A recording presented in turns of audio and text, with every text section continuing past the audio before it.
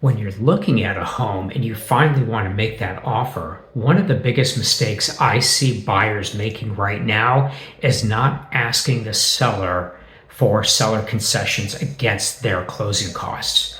The reason this is so important, and I think people are kind of afraid to ask, is one, because they don't want their offer to get rejected.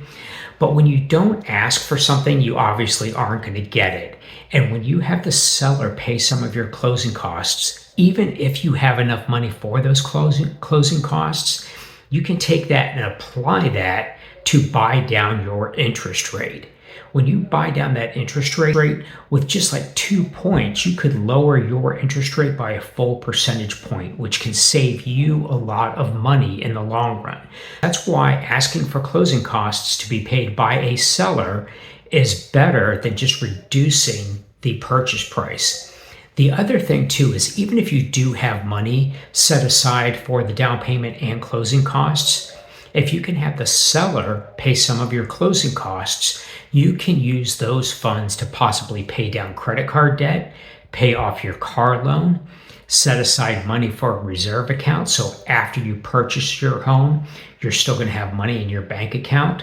There are a lot of reasons to ask the seller to pay for some of your closing costs.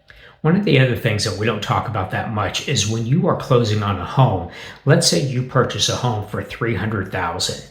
Your seller may have only paid $100,000 or $150,000 for that home, and the property taxes have not been reassessed to the new value. So if you have the seller pay some of your closing costs, you can keep the money that you have in your bank account. So next year, when that property is reassessed, your taxes are going to go up.